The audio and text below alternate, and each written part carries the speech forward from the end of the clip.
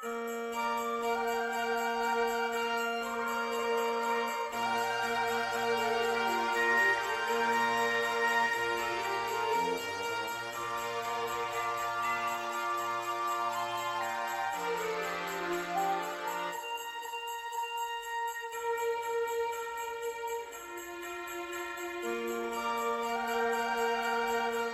and welcome to another episode of Codo Cinema, the podcast show where I talk about movies. I'm your host, Mark Codo, aka Codoman. Well, folks, Christmas is right around the corner, and Codo Cinema Christmas Month continues. Now, for this episode, I'm going to talk about 1994's The Santa Claus Movie. And I'll be honest, folks, this is a film that, on my mind, it never really came to my mind on talking about it because there's a lot of Christmas movies that I have seen. But the Santa Claus, the one that came out in 1994, I feel like I overlooked a lot, especially when it comes to, talking about Christmas movies. But of course, obviously enough, I've seen this movie, but I never came around to talk about this movie. So anyway, I thought this would be a perfect opportunity. I thought this would be a perfect opportunity to talk about this movie. So, The Santa Claus is a 1994 American Christmas fantasy comedy film directed by John Pasquin and written by Leo Benvenuti and Steve Rudnick. And of course, the film stars Tim Allen as Scott Calvin, an ordinary man who accidentally causes Santa Claus to fall from his roof of his home to his supposed death on Christmas Eve, when he and his young son Charlie finished the late Santa Claus's trip to the North Pole and of course delivery presents as well. Scott learns that he must become the new Santa Claus and convince those he loves that he is indeed Santa Claus. This is a film from Walt Disney Pictures, right? Especially in 1994, and what's really amazing, and what's also amazing too, and I'm giving my brief background on this. I actually watched the Santa Claus on TV when I was little. Now, when I was little, the Santa Claus would appear on the Disney Channel back when Disney Channel know how to present good shows and movies, if you know what I'm saying, right? But I remember watching the first Santa Claus movie. Yes, this is the first movie because there's obviously two sequels, the Santa Claus 2 and the Santa Claus 3, The Escape Clause. And I'm going to be honest with you, the sequels were not great, although they're still fun movies, they're still fun Christmas movies to watch. But in all honesty though, it didn't match up to what the first film had, especially the third one. Like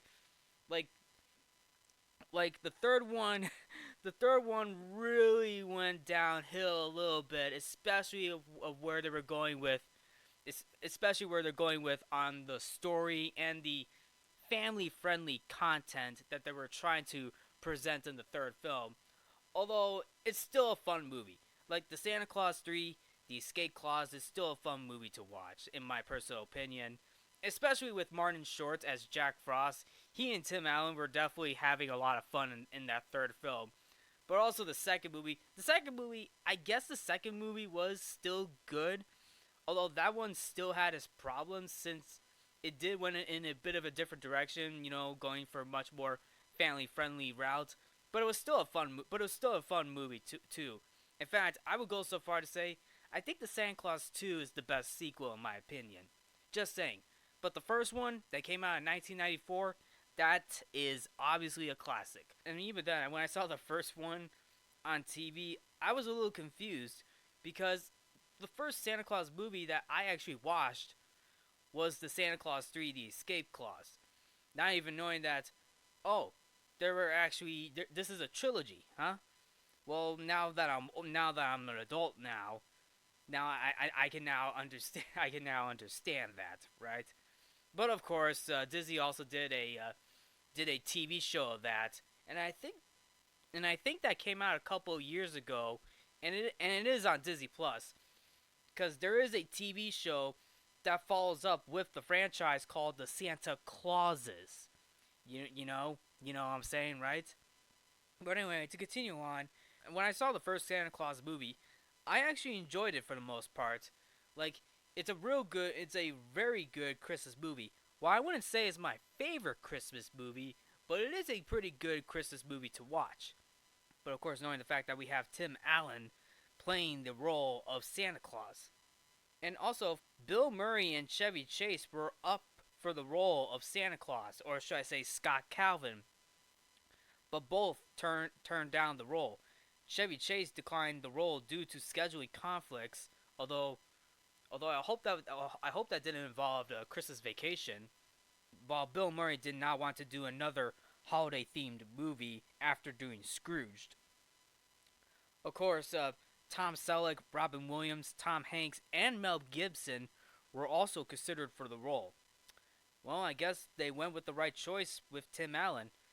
Tim Allen really made a name for himself, most likely in the '90s, particularly with the ABC sitcom Home Improvement, which came out in 1991. So obviously enough, he was definitely on the rise in the '90s, especially with Home Improvement.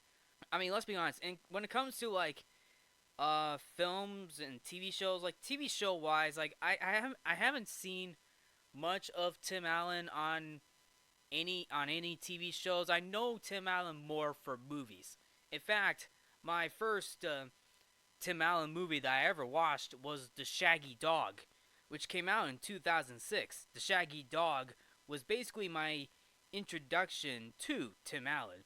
But then, of course, everybody's gonna know Tim Allen. Well, not just for Home Improvement, but also for his voiceover role for Buzz Lightyear in the Toy Story franchise. So, obviously enough, in my opinion, Tim Allen will be remembered for playing Buzz Lightyear and the Santa Claus, in my personal opinion. And those two roles, the Santa Claus and Buzz Lightyear, are probably two best roles that he is known for, in my personal opinion. But of course, TV-wise, playing the character Tim the Toolman Taylor on Home Improvement. So, and of course he also appeared in other film and TV projects as well, such as Jungle to Jungle, Galaxy Quest, Christmas with the Cranks, Wild Hogs, The Shaggy Dog, and a few other films as well. But like I said, the Toy Story movies and the Santa Claus, playing Santa Claus and Buzz Lightyear, are, in my opinion, are two of his best roles. But anyway, going back to the Santa Claus, I enjoyed this film. I really do. Now, before I break down this movie, Tim Allen's not the only cast member in this movie. You got Judge Reinhold, Wendy Crewson, David Krumholtz, and Peter Boyle in supporting roles.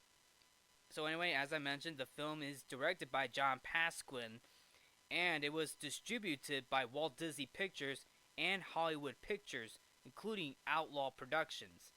The film came out on November 5th, 1994 in Hollywood and the United States on November 11th of 1994.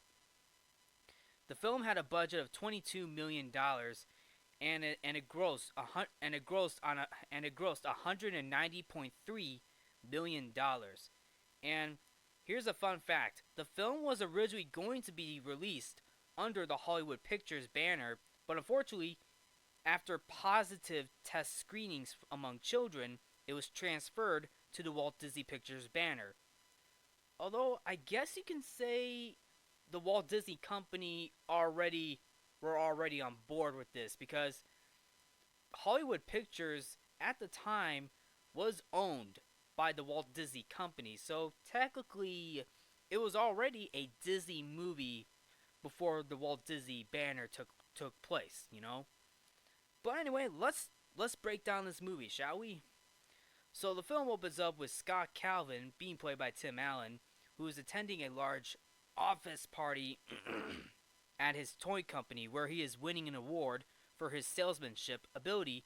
As he drives home, he leaves a message for his ex-wife Laura, apologizing for being late when she's dropping off their son Charlie.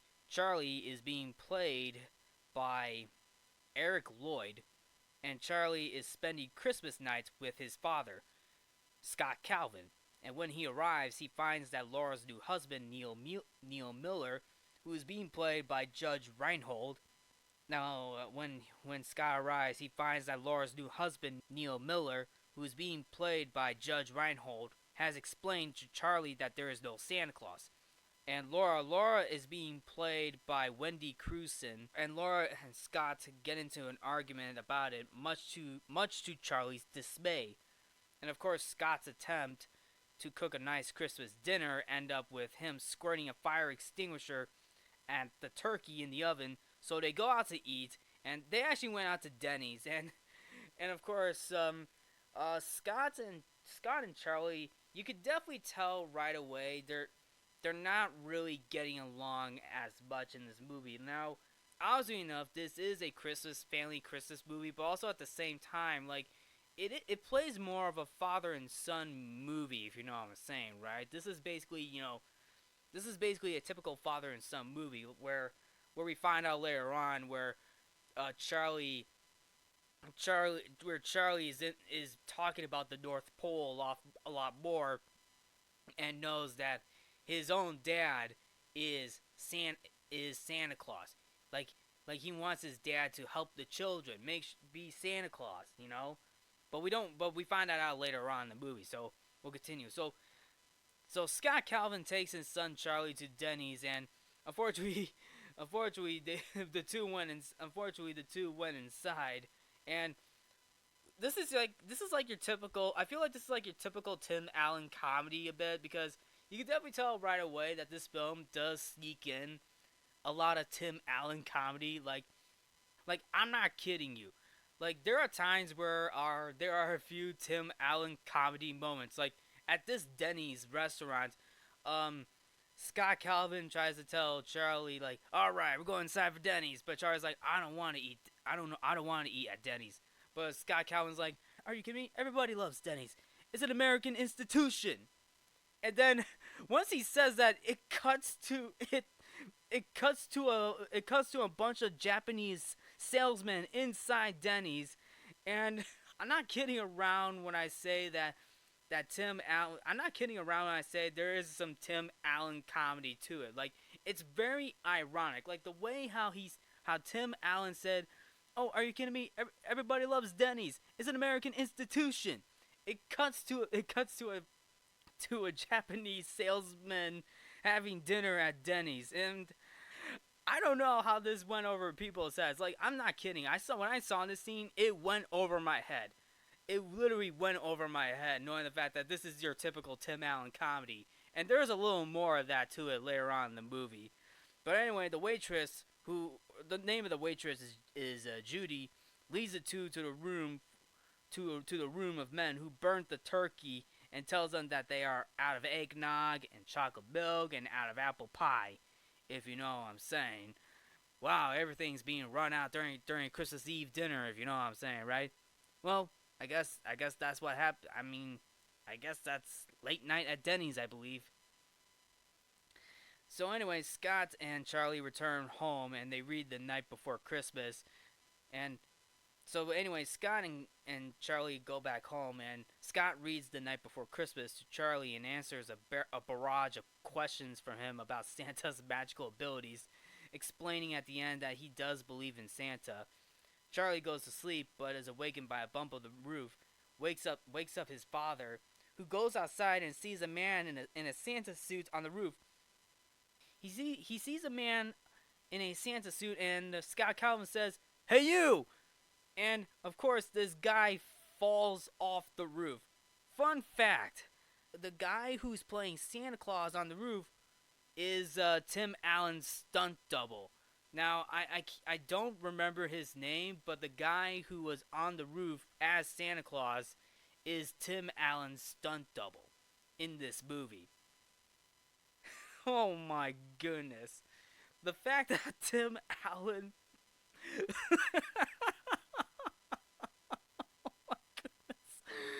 Oh my goodness. The fact that Tim Allen called out his stunt double in that movie...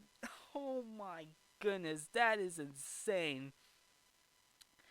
Oh man, but anyway, Scott Calvin realizes that he knocked out Santa Claus, and well, supposedly I guess he's dead at that point because we find out that he magically disappears, and Scott is looking for identification, and he finds a card instructing the finder to put on the Santa suit if anything should happen to him.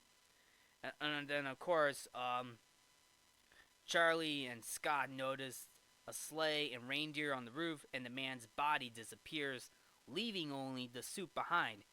And here's a little clever but funny touch: is when the Santa Claus was waving his hand, like he waved his hand up and down as he was saying goodbye. If you know what I'm saying, right? I mean, I guess that's very clever. You know, as if Santa Claus is saying bye bye, knowing the fact that another person is taking over the role of Santa Claus. So anyway, what comes next is this magical ladder that what comes next is this magical ladder that appears, and it hits Scott in the head a little bit, and Scott was like, "Where the hell did this come from? You didn't realize that was a home improvement ladder? Huh. I guess this is a home improvement Christmas special." Yeah, you could definitely tell. Yeah, I guess for some of you who have probably seen this, knowing the fact that Home Improvement came out in the 1990s, this movie did. I feel like this movie snuck in a couple of Home Improvement references a little bit, but of course, you know, this is your typical Tim Allen comedy, if you know what I'm saying, right? But anyway, Charlie climbs to the roof with the ladder to pet the reindeer, forcing Scott to follow him up. And of course, Scott was like, "Charlie, what are you doing up there? Stay away from those reindeers. You don't know where they've been." Like, I mean, that's true. I mean, that's true. The reindeers, that's true. Charlie doesn't know where the reindeers have been, but of course, I'm pretty sure it's obvious that they've been flying to different houses. In fact, one of the reindeers is actually voiced by Frank Welker. Voice actor Frank Welker provides the reindeer noises for, I believe, Comet, I believe. And of course, Comet is like, mm, mm. Like he makes some grunt noises in front of Scott Calvin, especially when they go over to the second house, and it gets a little funny right over there. But anyway, but of course, Scott and Charlie were on the sleigh, and when Charlie was, you know, driving the sleigh, it gets a little. It's pretty funny because obviously, when the reindeers are basically are basically running down to the ground, knowing the fact that Charlie doesn't know how to fly a sleigh. And what's also funny too is the CGI. Now, obviously enough, I feel, in my opinion, the CGI is a little dated. Now, keep in mind, this is the 90s, right? I mean, the 90s CGI was a little different, but the CGI in this was a little dated, but it was all right. And it does match the tone of the scene when the reindeers were running off the roof, and it worked pretty well. It's comedic, right? I mean, it's comedic because the CGI, even though it was a little dated, it has a good sense of humor to it. I mean, it's got a good comedy feel to it, especially with the dark lightning to it. So it worked out pretty well. Especially when the reindeers were riding on the road, driving by this truck driver, and Tim Allen just and Scott Calvin gets to the front of the sleigh, and he sees this which I believe is a mailman driving this mail truck, and Scott Calvin's like, "Oh yeah, if you keep going straight on I-94, you know, or whatever road this is, yeah, you kind of know what I'm saying, right?" Like, what is this? But anyway, when Scott and Charlie get to the first house, obviously enough, Scott has to. Scott has no choice but to, put on the Santa suit, and of course he's being dragged down the chimney by this bag of toys that magically floats in the air. And we get another funny joke from Scott Calvin telling Charlie, telling Charlie like he's telling Charlie how he felt, and Scott Calvin's like, "It's okay, I lived through the '60s." Oh man, Scott Calvin's tripping, all right. Oh man, the '60s are obviously a different time for Scott Calvin, if you know what I'm saying, right? Probably, but anyway, Scott Calvin delivers the first bag of presents, and he almost gets he gets caught by a dog, and thankfully he escapes, but he sets off the house alarm. He sets off the house alarm, and and he said that going inside the first house felt like America's most wanted. And of course, they go to the second house, and this is the moment where Scott and Comet argue for a bit. Like Comet is growling at Scott, right? And and Comet is like, and Scott was like, "Are you growling at me?" Comet nods and he's like, but the reason why that's going on because Scott thinks the bag is empty, but unfortunately the bag is not empty. Well, it's a magic bag. I mean, what else could happen? I mean, it's obviously filled with Christmas spirit. But then but then he goes down a very small chimney, and the savage look on Comet's face is hilarious. Like he's grinning. He's grinning at Scott Calvin. He's like, "Yeah, yeah, you gotta do the work, all right. You accepted the clause of the Santa Claus. Now go down the chimney." Oh man.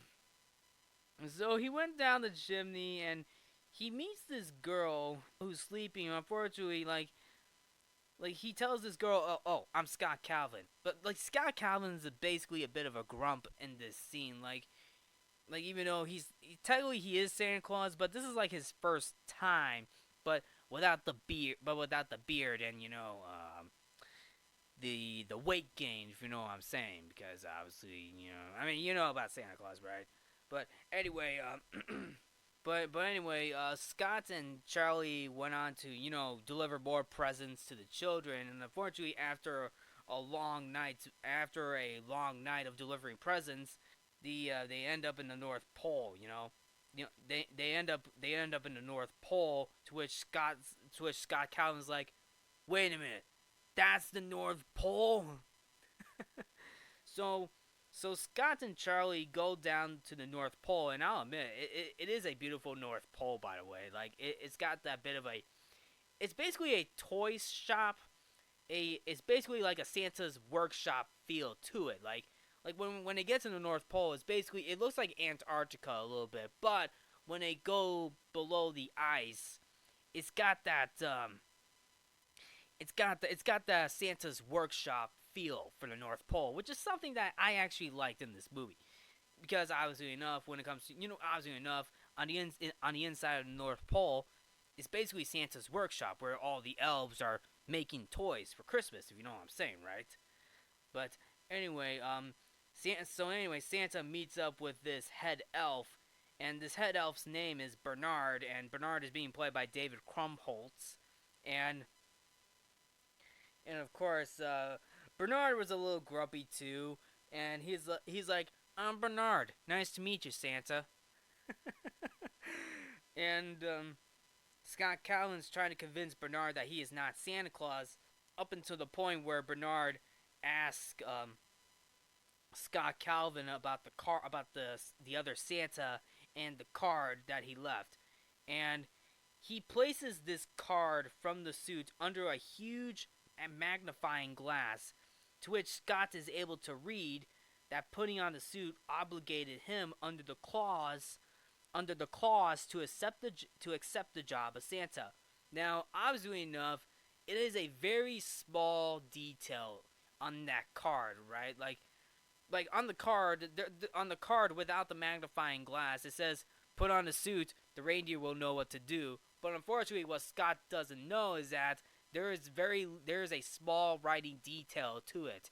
That's very similar in Willy Wonka, where on the contract there is like very small writing detail, like the small detail on that, like it's very small and tiny, so you need a huge magnifying glass to read that, right?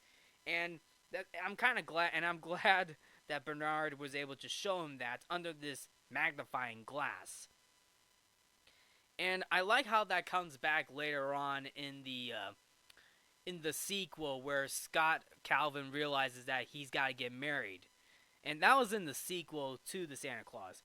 Was also clever too is that Bernard tells Scott Calvin about the Claus, not Santa Claus the person, Santa Claus the Claus. Claus, Clause, and I did not realize it back then. Back then, I did not realize that this was a punchline, right? Like, it's a punchline, the Santa Claus, not Santa Claus the person, Santa Claus the Claus. And that was a very clever move that the writers put in. Like, a clause is like kind of like a contract. Like, Scott Calvin's basically a businessman. Like, he's a toy maker or businessman. It's basically a contractual provision that serves the simple yet critical function of defining the period over which a contract has legal effect. So technically, is basically a contract, meaning that Scott Calvin is now the new Santa Claus. He's taking over the role of the Santa Claus. Now he has a huge responsibility, obligated and contracted to being the head boss as the main Santa Claus, if you know what I'm saying. Like, so that's kind of like explain what a clause is, right? But then of course Bernard tells Scott that he has 11 months to get his affairs in order, and that he will be shipped and get his affairs in order. And of course he is also told that Scott will receive the list. And Scott was like, "List? What list?" But Bernard was like, "The list." He's making a list, checking it twice. He's gonna find out who's naughty or nice. It's also funny that Charlie was able to, back up the clause, if you know what I'm saying, right? But then Scott asks what would happen if he didn't believe. But Bernard explains that there will be a world of millions of children be disappointed. Thankfully, that did not happen. Also, there's also a nice little home improvement reference where he sees the tool belt and he tries to put it around his waist. Obviously, a very clever reference to Home Improvement. So, now to be honest, I've never seen Home Improvement. Now, I've seen a couple of clips, but I never watched the whole series of Home Improvement. To be honest, I mean, I kind of know the idea of the show behind it, but I'm just saying. Because I've seen a couple of clips, but never the whole show, if you know what I'm saying, right? But anyway, let's move forward. Scott and Charlie they're escorted by this elf princess named Judy to Santa's bedroom, and she brings Scott Calvin monogrammed pajamas and explains to him that children don't need to see Santa's workshop to know that it's real. And Scott and Charlie fall asleep, waking up in their own bedrooms. That's crazy. It's not even a dream, so how did they get back home? That's the real question, if you know what I'm saying, right? But what's also funny too is that we like Santa's room is actually pretty beautiful. It is a beautiful room. I'll tell you that. It's got a nice train set, even a puppet show too. Like there's two puppets going on, doing a puppet show. Like, oh yeah, I like that part. I like that part. Oh look over there. Oh look over there. There's a new guy in the room. Hey, how you doing? Oh man. So anyway, Scott and Charlie wake up back in their home, and Scott is still wearing his monogrammed pajamas, and it's got the labels SC stands for Santa Claus. I also find it clever too how Charlie sees the SC labels and he's like, Santa Claus, Scott, Calvin. You know what I'm saying? Oh man. So, Laura, Charlie's mom, arrives to pick up Charlie, and he tells her the events of the evening. Although Laura's annoyed with Scott for encouraging Charlie to believe in Santa, but unfortunately, Scott was like, "It was a dream. It was just a dream." Later that year, Charlie's class does a Parents' Day, and he introduces Scott, and of course, he tries to bring in Neil, but unfortunately, Charlie wanted his father Scott to be the parent, if you know what I'm saying, for Parent Day, and Scott explains that he introduces Charlie introduces Scott and explains that his job is being Santa Claus. However, Scott tries to explain that his actual job as a toy salesman, but Charlie insists that he is Santa Claus. And of course, Scott tries to explain, okay, sure, I'm like Santa Claus, but that's a little different, Even though he's a toy salesman, it's kind of like, hey, okay, maybe that's something similar that Santa does, but at the same time, it's a little different. Because, Scott's trying to, snap back to reality, saying like, no, I'm not Santa Claus. I'm just a toy salesman, if you know what I'm saying. But of course, Charlie pushes the idea that his dad is Santa Claus. This is a huge conflict, not just for Scott, but also for his ex-wife, and then of course Neil as well. And of course Charlie too. Like Charlie's conflicted, and his family are wondering if it's best to stop letting Scott see Charlie, and this he sees a counsel. Like of course, they end up in the school counselor's office, who insists that Scott explain to Charlie that he is not Santa Claus. Unfortunately, it keeps on going and going. It keeps on going and going from Charlie telling everybody, "No, my dad is Santa Claus." Really? Like Neil challenges many of Charlie's beliefs, but Charlie refutes them all. Neil tells Scott that Charlie's conflicted, and they wonder if it's best to stop letting Scott see Charlie. Eventually, at Scott's request, Charlie agrees to stop discussing Santa Claus with others. But what's also funny too is that Scott and Charlie went to the zoo while seeing a polar bear after watching a polar bear exhibit. They went out for a walk. They try to explain like tells Charlie, "Hey Charlie, let's forget about the whole Santa Claus thing." And Charlie's like, "Okay." And what comes next is that a herd of reindeers are a reindeer herd are following Scott and Charlie, and Scott doesn't know, but Charlie notices because obviously the reindeer believes that this is the real Santa Claus. And then on top of that, we get another scene where Charlie makes his bedroom the North Pole, and of course there is a cover song of Santa Claus is Coming to Town, which is basically being sung by the Chipmunks from Alvin and the Chipmunks, I believe. And his mom is like, "What the hell is going on?" You can definitely tell Charlie's not letting go of it, if you know what I'm saying, right? And of course, Scott Calvin goes through a physical change from not just his facial look, but also his weight. Scott gets heavier and heavier with a fast-growing beard and of course a big belly. Like he's much heavier and heavier. Like he looks in the mirror and says something's wrong with the mirror. He goes to his weight scale and says something's wrong with the scale.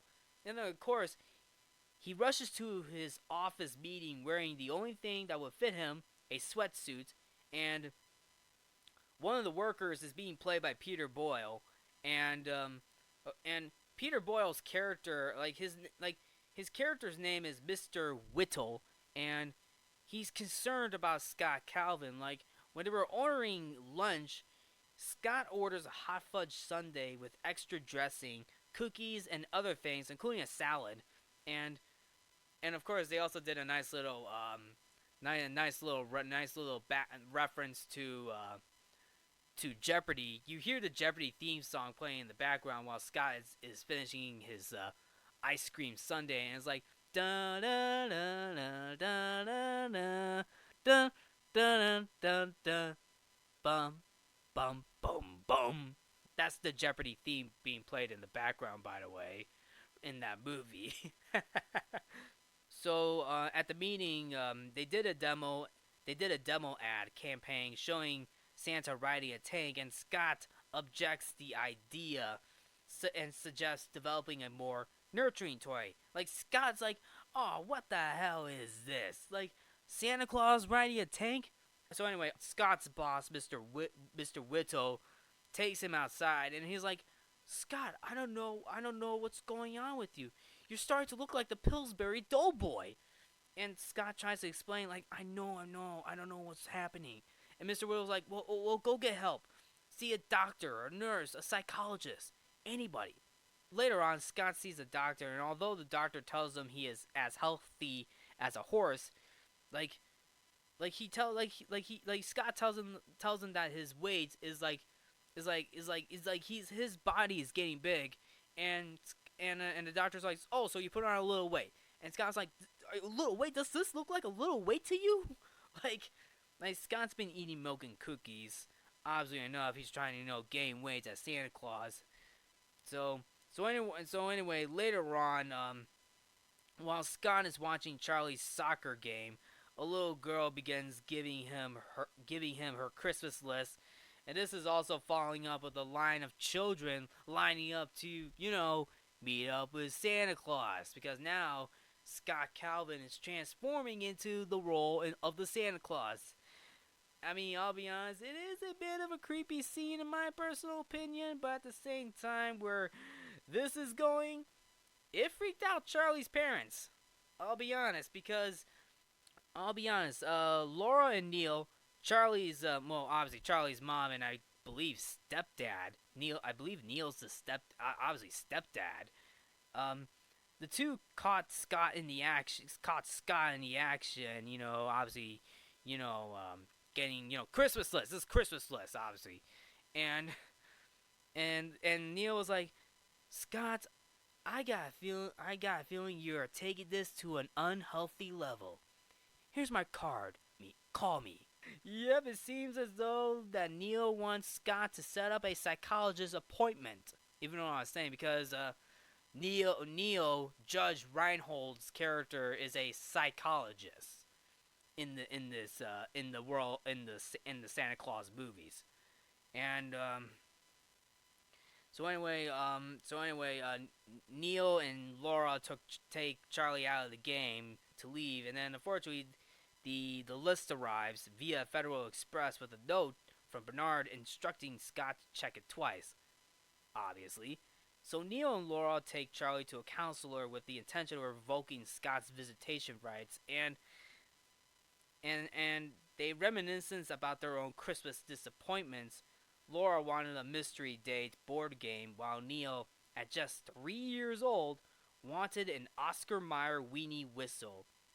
Neither of them believed in Santa Claus ever again.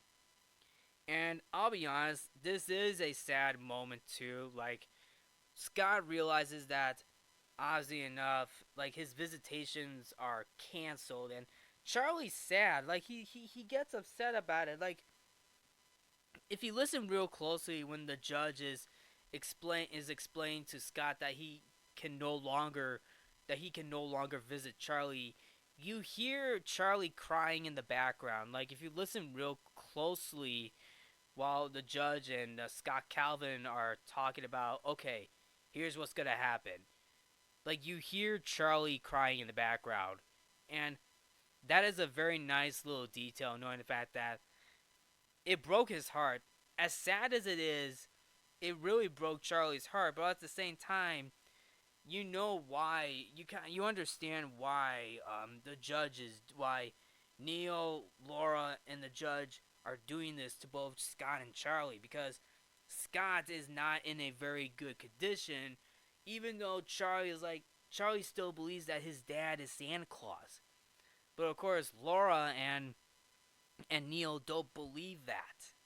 So that's why they did this restraining order, like they're restraining Scott Calvin to stay away from Charlie, if you know what I'm saying, right? But it's a very sad moment. It's a very sad moment. But as we move forward, Scott goes over to Neil and Laura, and Charlie tells him that the important thing is that the kids get their presents, and Charlie shows him Charlie shows his dad, Scott Calvin, the snow globe again, and they got the snow globe from Bernard. And when Scott asks for a moment alone with Charlie, Bernard appears. And even before that, like Charlie and Neil get into an argument, knowing the fact that they're still on this Santa Claus conversation. And boy, Charlie really had guts for this moment. Like, Charlie literally stood up to Neil, telling him, "No, you listen.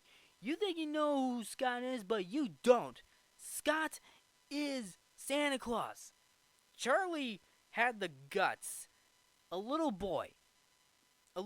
Charlie's a little boy who had the guts to stand up to Neil, who is basically his stepfather, and tells him that Scott Calvin is Santa Claus. And there was proof with the help of the snow globe. And and and this gets Neil and Laura to, be quiet for a moment and realize what's going on. But then of course, Scott asks for a moment alone with Charlie, just to say a proper goodbye, because obviously this was supposed to be the last time Scott was going to see Charlie for one final time. But unfortunately, you know what? Scott Calvin has a job. He is Santa Claus, and this is where Bernard appears. And then of course, when Laura returns, Charlie, Scott, and Bernard disappeared. And of course, Laura calls the police, and the police are in on the action, and they began arresting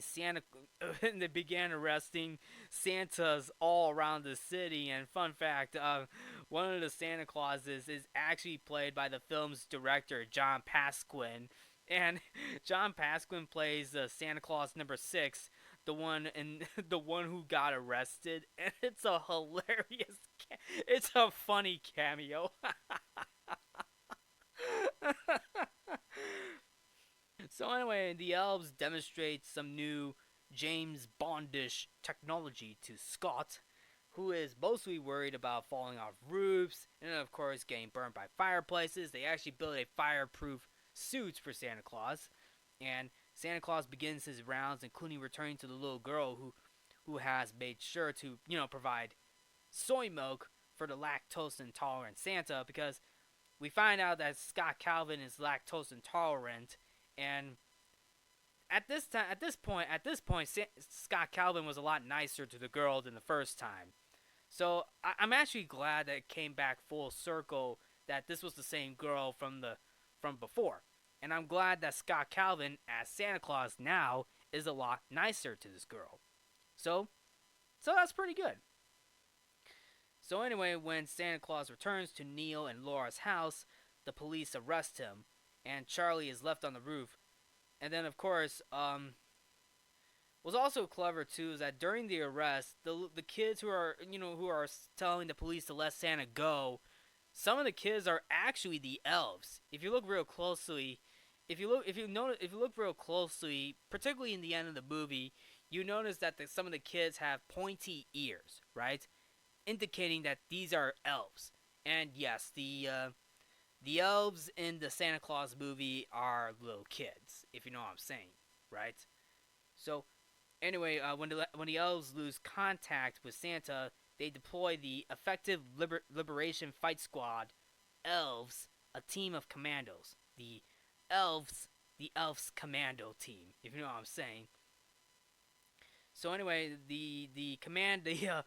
I'm gonna call them elf commandos. So the elf commandos pick up Charlie and confront the desk sergeant, and they tell them, "We're your worst nightmares." Elves with attitude. What, did the elves watch Rambo? So anyway, the elves rip open Scott's cell door with tinsel and return to Laura and Neil's house. And Scott tells Charlie he has to stay with Laura and Neil. Neil and Laura begin to believe in Scott as Santa and Laura burns her custody papers as they say goodbye. Bernard appears to find out the delay, and he tells Charlie that he can call back Scott by shaking the snow globe. And we get another sad moment between Scott and Charlie. Like Scott says goodbye to Charlie, and it's a sad moment too because Scott has a huge responsibility now as Santa Claus, and he's got to deliver the rest of the presents. And honestly, Scott wants to do it without Charlie, and it's very heartwarming. It's a heartwarming and but sad scene too because because Charlie knows who his real dad is. His real dad is now Santa Claus, and you see that throughout the entire movie. Like, even though Laura and Neil didn't believe it, Charlie does. Charlie's a kid, keep in mind, and Scott understands that. Listen, you're a kid, you don't understand much, but at the same time, Scott grows more as a human being of Santa Claus, and Charlie knows it the entire time. He knew about it the entire time, and I really love how they went with how this movie went with. I'm sure, yeah, there's probably moments where they do go a little bit overboard with that, especially during the soccer match where all the kids were coming by. But that's my opinion. Though. But at the same time, like, seeing Charlie and his dad one last time before he leaves was a bit heartbreaking too. And when Bernard tells Charlie that he can call back Scott by shaking the snow globe, he does, 10 minutes later. But anyway, the police return to the house just as Santa and his sleigh fly from the roof.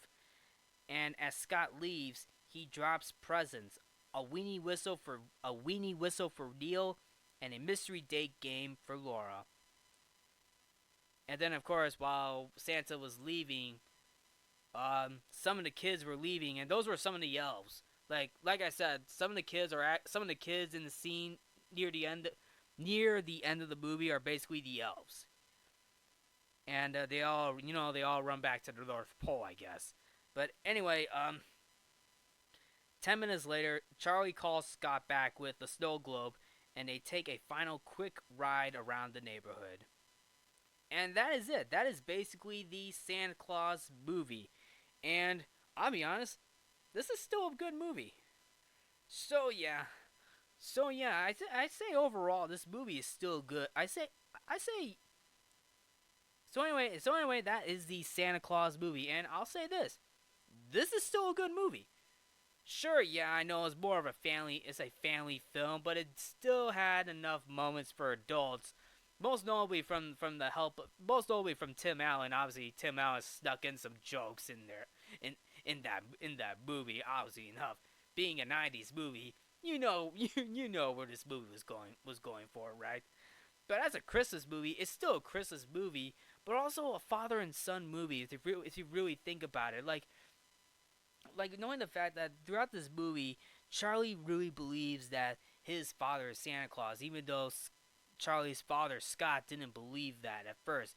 But he started to learn more and more about it as the holiday season, as the Christmas season came in, as the Christmas season started to come in a little bit, with the beard and all. But at the same time, like, you feel you feel something between Charlie and Scott Calvin, if you know what I'm saying.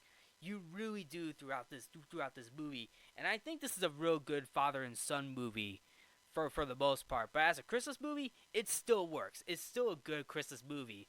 Like, Tim Allen as Santa Claus, obviously a perfect choice to play Santa Claus. The story itself is good. I really enjoyed the story, and then of course the Christmas aspect is pretty good too. And for the most part, I mean, with the film's success, the film received positive reviews from critics, and of course did well at the box office, which resulted in sequels like the Santa Claus 2 and the Santa Claus 3: The Escape Clause. Like I said, the sequels were not great, but I feel like Santa Claus 2, while not a perfect Santa Claus movie, it was still a good film.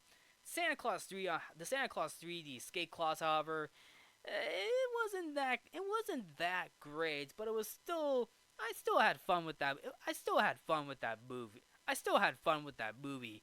And of course, Martin Short and Tim Allen in the Santa Claus 3 was was pretty good. You could definitely tell in the third movie that the two main leads, Martin Short and Tim Allen, were having a lot of fun. But of course, this film did stir up a little bit of controversy, and to those of you who probably know what I'm talking about, is this brief exchange between Scott and Laura at the beginning of the movie. Like, Laura hands Scott a piece of paper with Neil's mom's with like Laura hands Scott a piece of paper that has a phone number of Neil's mom, and this phone number that Scott looks at says 1-800 spank me. That is basically the phone number that Scott Calvin read. And the reaction that he says back to Laura, he says, "I know that number."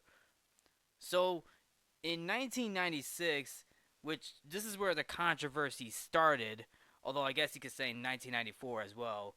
In 1996, this line caused an incident in which some kid from the state of Washington called a number which turned out to be a sex line number and incurred a phone bill of $400, equivalent to $777.08 in 2023. So I'm just wondering, where were the parents when this kid called the number? Like, what? I do not know what was going on with that, but but nevertheless, beginning in 1999, DVD release The Exchange was removed from all future U.S. home media releases of the film, although it remains in the earlier released VHS and Laserdisc releases and most digital downloads, including Disney Plus as well. Although on TV broadcasts, the number is changed to 1-800-POUND.